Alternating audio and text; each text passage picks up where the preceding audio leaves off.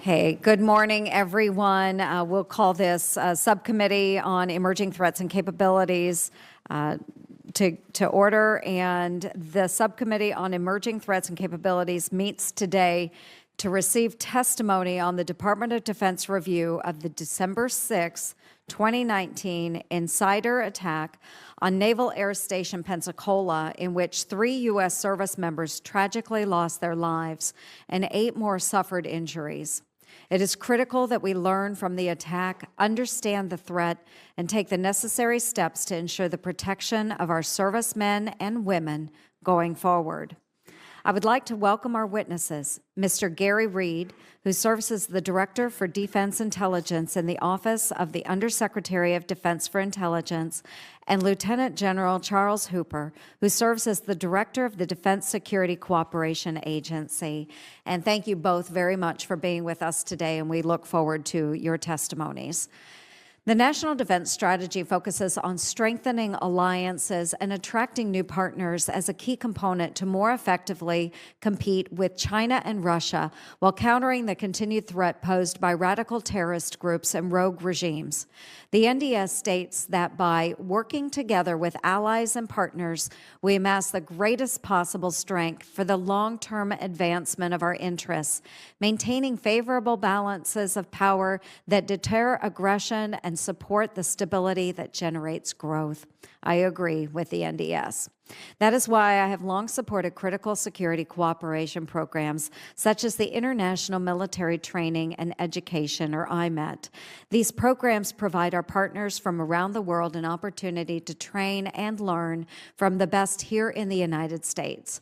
Ultimately, our partners return to their home countries with a greater appreciation of the U.S. and impart lessons learned on how to better organize and employ their own armed forces. These programs improve our interoperability with key partners and lay the foundation for enduring cooperation that will pay dividends for years to come. Over the past 20 years, more than 1 million international military students have trained in the United States. Currently, the United States hosts over 5,000 students from 153 countries. Many of the students who come to the U.S. are the same troops who have fought or will fight alongside Americans downrange. Oftentimes, they rise through the ranks and become leaders in their own armed forces, with many becoming chiefs of defense, ministers, or even presidents. However, while the benefits of these programs are invaluable, the tragic events at Pensacola highlight unacceptable shortfalls in our security standards and vetting procedures. The attacker, Saeed al-Shamramni, arrived in the United States in 2017 and harbored anti-U.S. sentiments, which he broadcasted on social media. All the while, he was able to purchase a firearm, access U.S. military installations, and ultimately carry out a deadly attack against Americans. We must do more to protect our military personnel and ensure the security of our facilities. Mr. Reid and General Hooper, we look forward to your testimonies explaining the results of the Department of Defense review and describing what corrective steps are being undertaken. Your findings are critical to our efforts to ensure the department has the resources, the support, and authorities it needs. And thank you again for joining us, and I look forward to the discussion. Before I hand it over to Senator Peters for his opening remarks, I would like to remind everyone that later we will close the hearing in order to discuss sensitive matters of national security. At that point, we will ask for the public and members of the press to exit the room. We appreciate your cooperation and understanding. The intent is for us to break at 10:30, and we will then at that time clear the room. Senator Peters and I will go vote. We do have a vote called for 10:30, and then we will reassemble those that have the authority to stay in the room. We will reassemble. So thank you very much. Ranking Member Peters. Well, let me begin. Let me begin by thanking Senator Ernst for holding this hearing on changes made by the Department of Defense in response to the December 6th, 2019 attack at Naval Station Pensacola that unfortunately and tragically resulted in the death of 3 U.S. service members and wounding of 8 other Americans. Our thoughts remain with the victims and their families. We have a responsibility to the victims to learn all that we can from the attack and to implement changes that will mitigate the risk of future occurrences to the greatest extent possible. Following the attack, the department reacted quickly to put in place additional safety measures. The provision of training to foreign military personnel is a comparative advantage of the United States over near-peer competitors like China and Russia. Such training not only helps to improve interoperability with foreign partners, but also to establish connections with junior officers that then go on to hold significant leadership positions in their home countries in the future. Indeed, the International Military Education and Training, our IMET program, is regularly cited by our military and diplomatic leadership as the most effective and resource-efficient tool that we have to build a strong military-to-military relationship with foreign partners.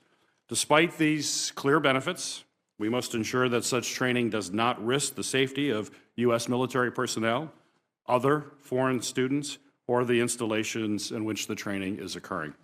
On January 17th, the department announced new safety measures, and I'm looking forward to hearing about those new safety measures from the witnesses today. I want to thank the chair once again for holding this hearing, and I look forward to the discussion. Thank you. So we will go ahead with our witness opening statements, and we'll start with you, Mr. Reid.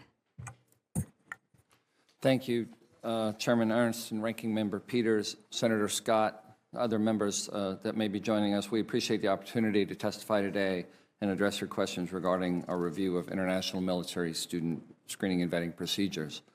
The tragic loss of life that occurred at Pensacola Naval Air Station on December 6, 2019 will never fade from our memories. 3 young and vibrant U.S. Navy sailors, Ensign Caleb Watson, Airman Cameron Walters, and Airman Mo Hatham, were tragically taken from us, their families, and their loved ones, paying the ultimate sacrifice to save others by heroically confronting their attacker. 3 of the 8 wounded were first responders from the Naval Security Forces and the Escambia County Sheriff's Office. Their brave actions to get control of the situation within 15 minutes of the initial gunfire saved many more from the heavily armed shooter. We are forever indebted to our fallen comrades and those that took swift action to protect others from what was later determined by the U.S. Department of Justice as an act of terrorism. We greatly appreciate the outstanding work of our federal, state, and local law enforcement agencies. It was the great partnership between Naval Security Forces Pensacola and the Escambia County Sheriff's Office that enabled such a swift and effective response to this attack, saving countless lives. In response to the attack, the Department of Defense immediately implemented a safety and security stand-down. The Secretary of Defense directed my office to take immediate steps in 2 areas. 1, to strengthen the vetting process for international military students immediately, and 2, to conduct a comprehensive review of the policies and procedures in place for screening foreign students and granting them access to our bases. I'm here today to brief you on the results of this work, and as you already mentioned, Madam Chair, follow up in a closed session to talk about some of the national security details. With regard to the first task, we screened all current Saudi Arabian military students immediately using new procedures that we had recently put in place as part of our personnel vetting transformation initiative, which, as you have been previously briefed, we are building towards a continuous vetting process that relies on automated data record searches as a supplement to the investigative process. We put this process into place for the international military students, and it stays in place today. We screened all of the Saudi students, and we're continuing to work through the full population of roughly 5,000 current IMS. These automated searches look at intelligence community-derived data sets that include government data, commercial data, and publicly available data. The results of these checks are analyzed by trained security experts and analysts and used as a basis for determination if further investigative action could be required. In this case, the review produced only a small number of returns that required additional analysis within the Department of Defense, but none that triggered any remedial action or further investigation by federal authorities relative to the current population. It should be noted, however, that the perpetrator of the attack and several of those associated with the perpetrator were not subjected to this review because they were already subjects to the ongoing FBI investigation, and they were examined more thoroughly through that process. And as you may have been briefed, that resulted ultimately in the removal of 21 Saudi Arabian military officers from training in the U.S. for misconduct, however, not related to the December 6th attack. Moving on to the policy review, we found that the Department of Defense has been overly reliant on the vetting conducted by the Department of State as part of their assessment of eligibility for the visa, and that there is insufficient information sharing in place between DOD and the Department of State in that process. We also found that DOD programs meant to detect and mitigate events such as the Pensacola attack did not cover international military students, for instance, our insider threat programs. We learned that policies for international military student possession of firearms varied at the installation level, and that at the federal level, there are ways to bypass firearms restrictions for non-immigrant visa holders. We are well underway to implement the 6 recommendations derived from 21 findings contained in the report. Additional screening and vetting measures are already in effect for all current and future national military students.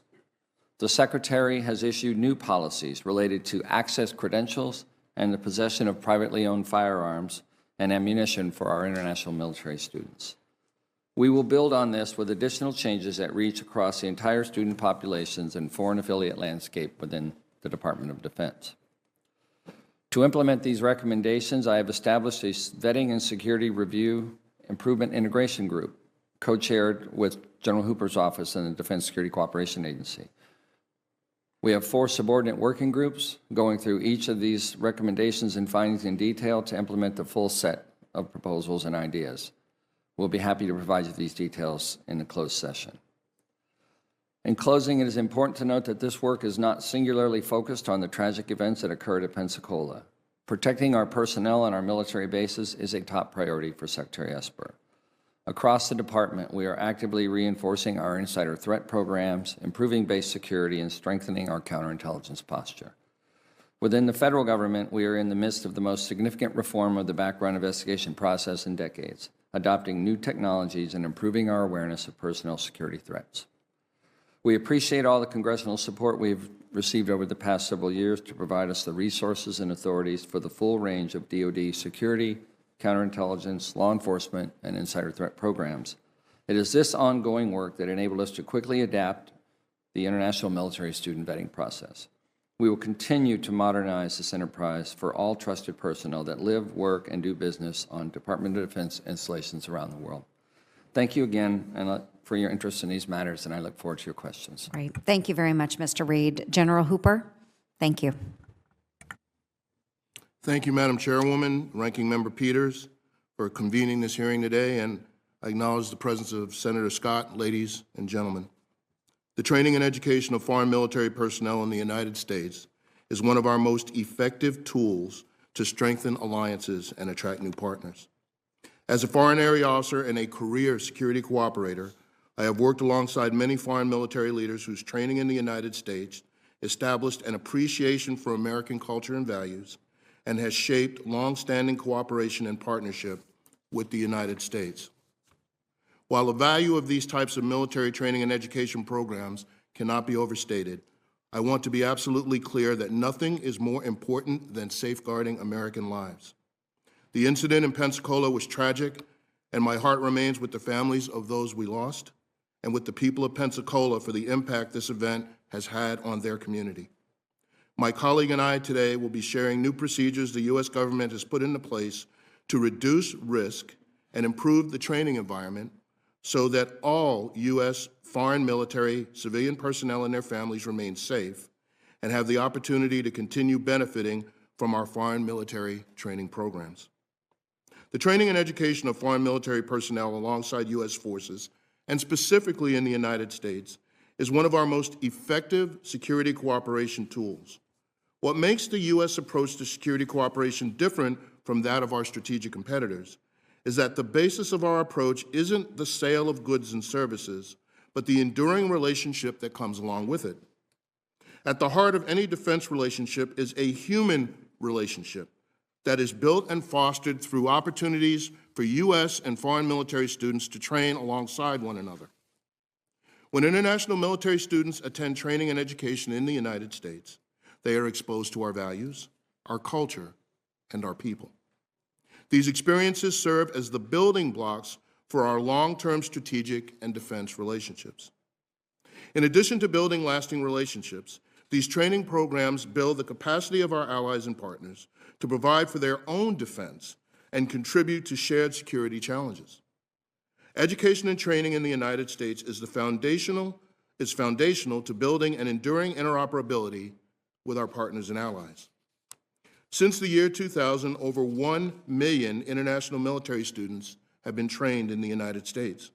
We have trained more than 28,000 Saudi students over the life of our security cooperation relationship. It is worth noting that close to 4,000 heads of state, ministers of defense, chiefs of defense, and other general officers received training by the United States. This delivers a lasting strategic return on our security cooperation investments. Recently, our own Secretary of Defense discussed his personal experience training alongside foreign partners. He attended West Point with students from other countries, trained at the Hellenic Military Academy, and trained alongside an officer from the African continent while he was on active duty. These experiences have shaped his strong support for foreign military training and education programs and informed the Department's response to the incident in Pensacola. International military students can receive training and education in the United States under a variety of programs. The Department of Defense and the Department of State both have authorities and appropriations to fund military training in the United States. Most of this training occurs at Department of Defense facilities and schools. The Department of Defense provides and funds international military training and education under a variety of DOD programs, such as Section 333 Global Train and Equip, the Counter-ISIL Train and Equip Fund, the Afghan Security Forces Fund, the Regional Centers for Security Studies, and the Regional Defense Combating Terrorism and Irregular Warfare Fellowship Program, which we now refer to as the Regional Defense Fellowship Program. The Department of State has 3 main programs to fund U.S. training of foreign militaries, for which the Department of Defense is the main implementer: the International Military Education and Training, or IMET program, Foreign Military Financing, and the Peacekeeping Operations Account, which includes the Global Peace Operations Initiative. Department of State funding via the IMET program is focused on the professionalization of partner nation military forces. By emphasizing professional military education at every level of an individual's career, we seek to develop professional leaders with whom the United States can work and foster enduring relationships that enable collaboration over time. The Department of State uses foreign military financing to fund training, which typically focuses on tactical or operational subjects and is directly related to a procurement made through other programs. In addition, state funds training through Peacekeeping Operations Account, which is almost exclusively conducted in partner nations and is primarily for peacekeeping, counterterrorism, maritime security, and military professionalization purposes in selected countries. The programs I have discussed thus far are programs that rely primarily on U.S. grant assistance. However, many of our allies and partners use their own money to come to the United States for DOD-provided training associated with procurement of defense articles and services under foreign military sales. DSCA is responsible for ensuring transfers of defense articles and services to include the necessary training and education to ensure the effective operation and sustainment of these systems. DSCA's role in supporting foreign military training executed pursuant to these authorities is to implement and administer these programs by providing policy guidance and support to the U.S. government stakeholders who are part of the enterprise. These stakeholders include the geographical combatant commands and the security cooperation offices at embassies, the State Department's Political Military Affairs Bureau, and the military departments whose schoolhouses run a majority of the training and education programs.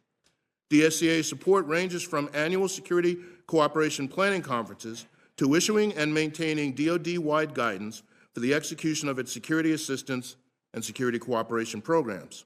For example, While DSCA is not directly involved in the screening or vetting of international military students, the agency issues policies and procedural guidance that requires international military students to receive security and medical screening in their home countries.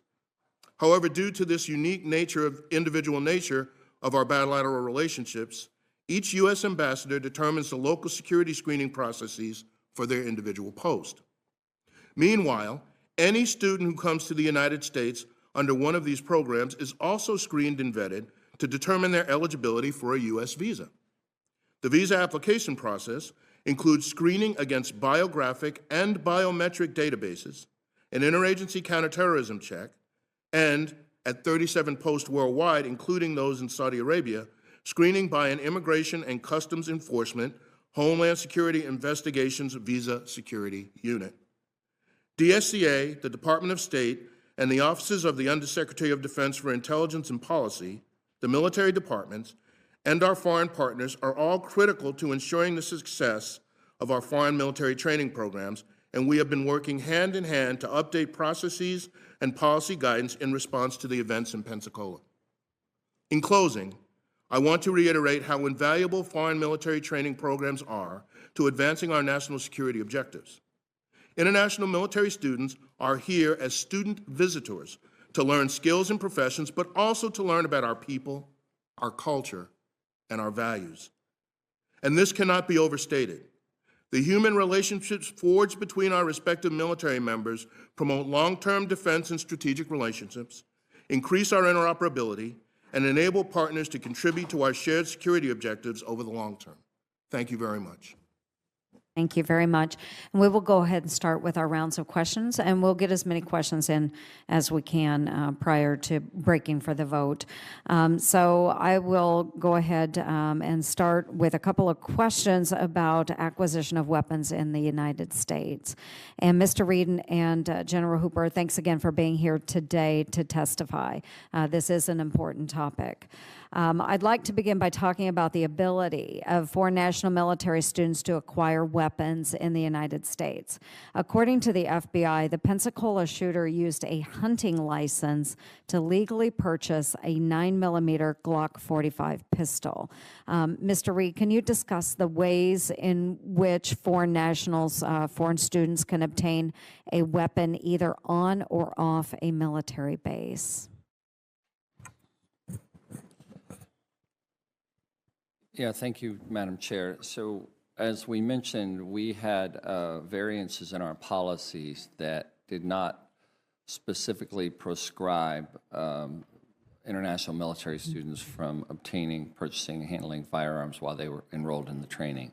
And Secretary Esper has issued new guidance that makes that a clear prohibition and is a condition of them accepting the opportunity to train in the United States going forward, that they will sign this acknowledgement statement that they are no longer, regardless of any state, local, federal laws, that they are proscribed by the Secretary as a sponsor of that training. So we have put that in place. With regard to the shooter in Pensacola, as you noted, and you've likely seen the same things I've seen coming out of FBI and ATF, where in most states in this country, if you have a valid hunting license, there's no further requirement for any documentation, which seems to go against other statutes that prescribe non-immigrant visa holders from doing that. And I'm not an expert on either one of these areas, but we understand that to be the case. We are working with ATF right now. I believe from our department, we intend to put forward changes to legislation to close down what looks like a loophole there. I understand that ATF is looking at it very similarly. All of this, of course, we're talking about the legal purchase. But if you know a little bit about the firearms in general, purchasing from an individual is different from a firearms dealer. And many of these restrictions that we just talked about, they vary when it's just individual to individual sales. And then that doesn't even get into the non-legal acquisition of firearms. So there are clearly many ways in this country to obtain a firearm. What we have taken action on from the Secretary is to make it very clear to all of our military partners that any use of firearms while they're here in training First of all, they're prescribed from the purchasing, as we mentioned. We acknowledge, however, that there are many traditions on many of our bases for skeet shooting and other firearms-related sport activities. The Secretary has granted the installation commanders the discretion to approve those actions should they comport with and be consistent with the training environment, and should there be no other reason for the commander to disapprove that. We've put that down in their hands to do that, different from the acquisition of the weapon that we already talked about. So we haven't completely prohibited any of them from ever handling a firearm. We have received concerns from many members and partner nations about some of these sport activities, and we're open-minded about how those possibilities may work in the future, but they will be at the discretion of the local commander and with that awareness on a limited by specifically approved basis. Yeah, certainly. I don't believe that through school activities or those sporting activities, most of the training, it may require different weapons to be handled, but certainly that would be different than the acquisition of a weapon. So I will go ahead. My time is expiring. I'd like to move on to Ranking Member Peters for questions, and then we'll go on to the other members of the subcommittee. Thank you, Madam Chair. Mr. Reid, I just want to kind of drill down a little bit more on your answer on dealing with firearms as to how it's actually going to be enforced. Now, you do testify that it's very easy to get a firearm in the United States right now. And even when you have this prohibition, how are you going to be working with state and local authorities to actually enforce it? Was my first question. The second part is that even legal purchases, you mentioned the person-to-person, but under our background check laws, I think roughly 40% of weapons are sold without any kind of background check if you do it online or if you go to gun shows. So how are you going to deal with those challenges? Thank you, Senator Peters. So we're coming at it from a couple of angles on again, working with ATF and working within the enterprise that forms the National Instant Crime Check System. There are pathways for us to create alerting functions within there for certain populations. We're exploring that with ATF. But as you already mentioned, it's not going to stop everything. Within our own department, we have put in place additional programs and procedures going down at the installation level with our insider threat programs and training and educating the full student population on things that would be indicators of nefarious or undesirable behaviors, including such as off-book firearms activity. So we've put some filters in place so our entire student body and our cadre are more attuned to recognizing where there may be indicators of this behavior.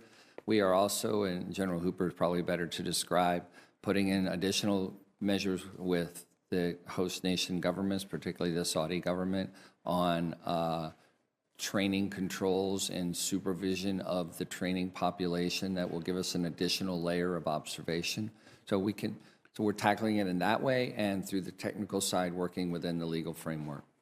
Well, let me pick up on that. Has Saudi Arabia made any commitments to respect to vetting their personnel before they actually are sent to the United States? I mean, if I heard your testimony correct, this individual was posting things on social media prior to coming to the United States. Is that accurate?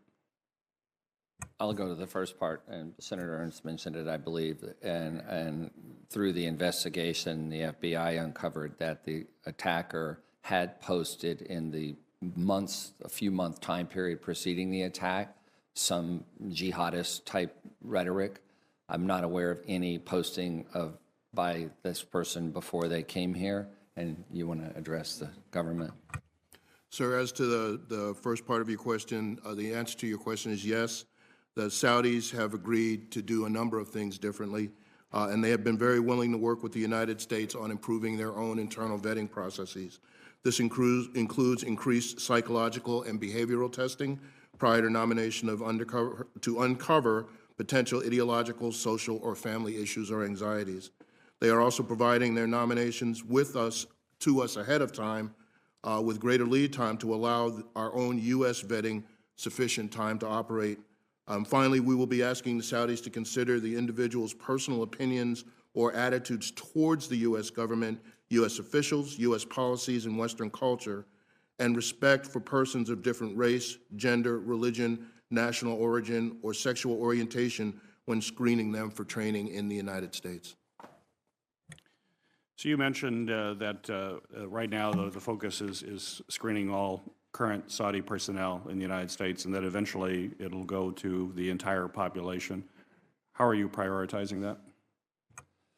Senator, we've about 2/3 of the way through the 5,000 roughly population currently in the country. We're prioritizing on basis of our terrorism high threat and categorization that comes out of the Director for National Intelligence of our high threat terrorism locations, correlating that with the student populations and working that as a priority scheme. And then you'll engage in continuous monitoring. If you could walk me through how you plan to continuously monitor these 5,000 individuals. From the technical point of view, the database search functions that I've already described, we have the ability to query and to set alerts for within those data sets, much like we do for our own continuous vetting population for our own national security populations.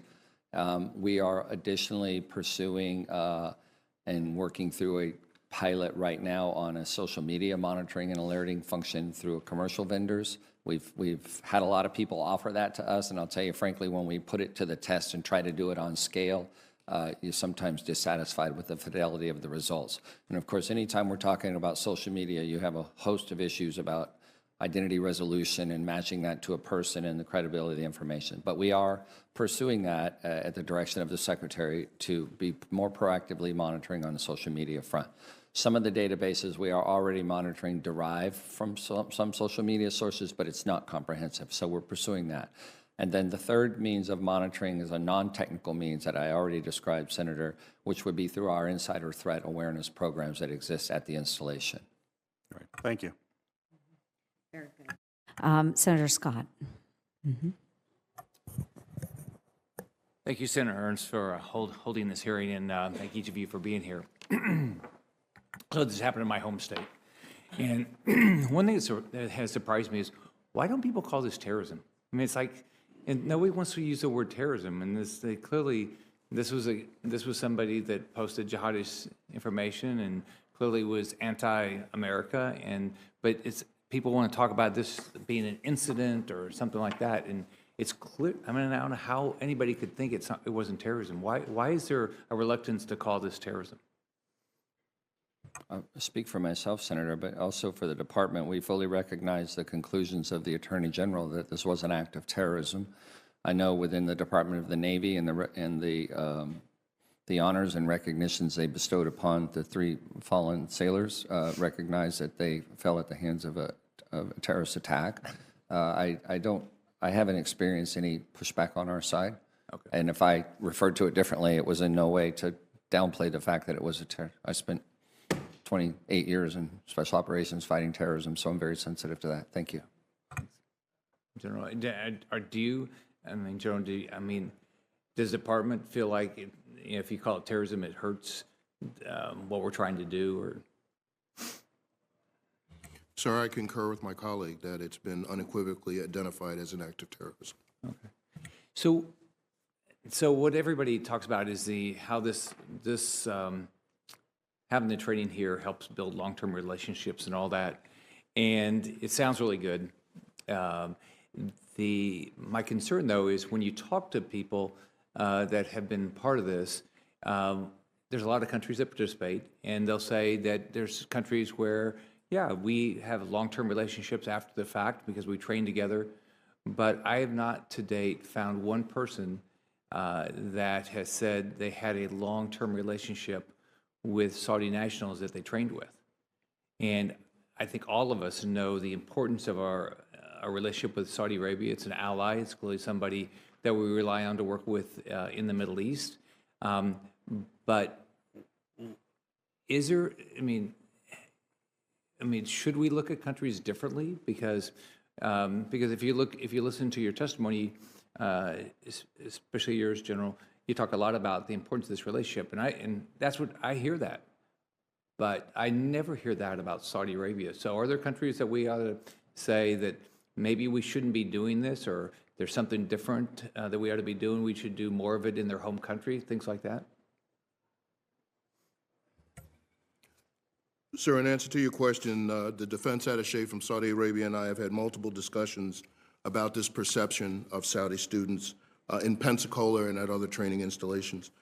He has expressed his concern over this, and he has come to us with solutions on how the Saudis intend to address this, and then I'll discuss how we intend to address this issue. Among the steps that the Saudis have committed to are increased cultural awareness training before their students begin training in the United States, to increase their security, religious, ideological awareness, and U.S. personnel will deliver part of this training.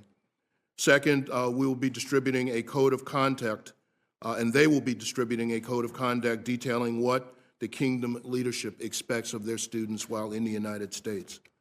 Third, there will be increased supervision of Saudi students by both local liaison officers and more personal engagement and oversight by the Saudi defense attaché, who, as you know, is the senior Saudi defense official in the United States.